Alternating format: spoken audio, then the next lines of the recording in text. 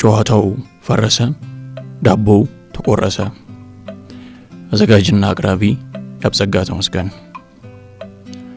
ያኔ በልጅነታችን የቃቃ ጨዋታ ሲታክተን ጨዋታው ፈረሰ፣ ዳቦው ተቆረሰ ብለን ካከተምን በኋላ ሁለተኛው ከዚያም ሶስተኛው ምዕራፍ ከተቀላቀለን በኋላ ሁሉም ነገር ከራር ሆኗል። የመጀመሪያው ጣፋጩ የጩጬነት ጊዜ ነበር። ሁሉም ጉንጫችንን ስሞ ከረሜላ ካልገዛውል የሚልበት። ሁለተኛው ደግሞ የጉርምስናችን ጊዜ ነበር። የወደድናትን አቅፈን ለመሳም አቅም በፈቀደ መጠን ታግለን ወዲያ ወዲህ የምንራወጥበት። አንዳንዴም ቅንጡ ቀን ማሳለፍ ሲያሰኝ የኪስ ነገር ጎደል ሲል አባዬ ሳንቲም ፈልጌ ነበር እያልን በቅፈላ የምንቀማጠልበት ውብ ጊዜ። ሶስተኛው ደግሞ እንግዲህ የወደድናትን ቆንጆ ካቀፍን በኋላ ያለው ነው። አግብተን ትዳር የሚሉትን ተቋም መስርተን የጎጆ መሪና አስተዳዳሪ አባወራና ማወራ በሚል ማዕረግ ተከፋፍለን ኑሮን መምራት ስንጀምር ይሄኔ ነው እንግዲህ ጉዱ። የትጥቅ ትግሉ ተጀመረ የሚባለው እዚህ ጋር ነው። አውደ ዓመት አይኑን አፍጥጦ ከነግሳንግሱ መጣብን የሚለውን ጨዋታ ተቀላቀለን እንደማለት ነው። ዘንድሮ ዶሮ ስንት ገባ ሲባል መልሱ የአምናውን የበግ ዋጋ ሊተካ ጥቂት ነው የቀረው። እንዴ በጉስ ስንት ገብቶ ነው ሲባል በጉ ደግሞ የበሬውን ዋጋ ሊተካ ጥቂት ተቃርበዋል። ገበያው እሳት ሆኗል። እንኳን የሸመተ ያረባና ያረሰም አይችለውም። ኧረ እንዲያውም የዶሮ ቅርጫ ሊጀመር ነው የሚባል ጨዋታም አለ።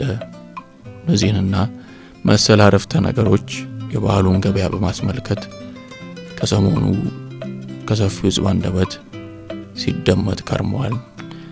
የማናለሙሽ ዲቦ የአውደ ዓመት ሙዚቃ ዶትሮው ባህሉን የሚያደምቅ ሳይሆን በቁስል ላይ እንጨት የሚሰድ ክፉ ተስጣዥ የሆነባቸውም ጥቂት አይደሉም።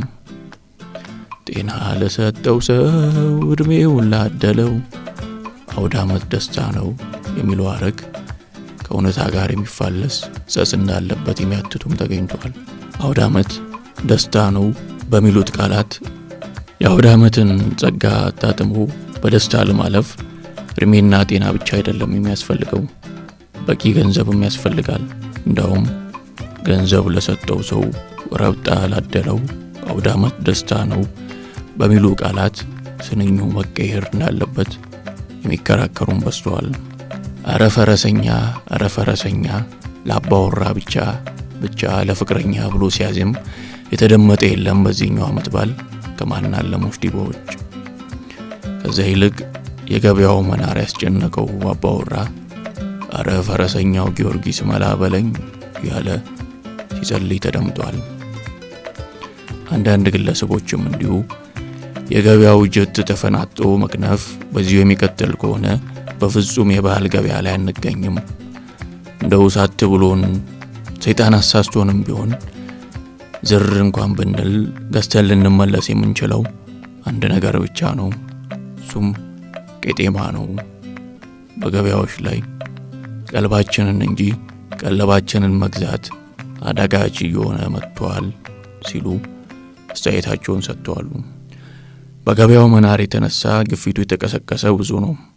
ነጋዴዎች የሚጠሩት ዋጋ ዓመተ ምህረት ወይንም በዓሉ ለስንተኛ ጊዜ እንደሚከበር ከመሰላቸው በኋላ የበግ ወይም የበሬ ዋጋ መሆኑን ሲሰሙ ራሳቸውን እየሳቱ የወደቁ ብዙ ናቸውና በምርመራ ወቅት የሕክምና ባለሙያዎች ቀዳሚ ጥያቄ የባህል ገበያ ታድሞ ነበር ወይ የሚል ሆኗል።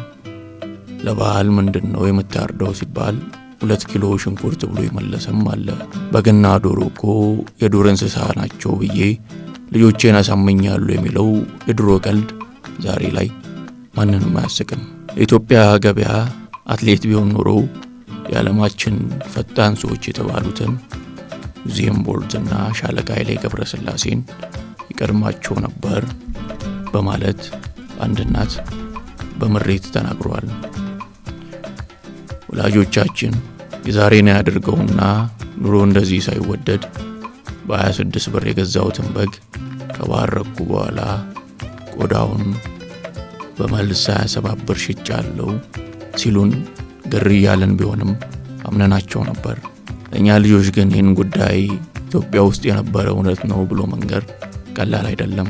እንኳን እውነት ነው ብለን ቀርቶ በአፈ ታሪክ እንዲባል ነበር ተረት ነው ብንልም የሚያምኑን አይመስለኝም።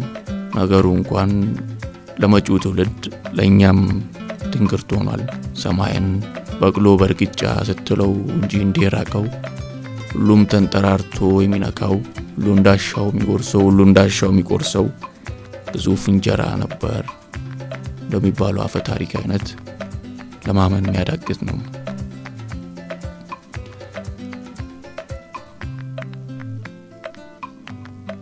የዘመኔ ሰው እንኳን ለበዓል ሰንጋ ገዝቶ ለማረድ ይቀርና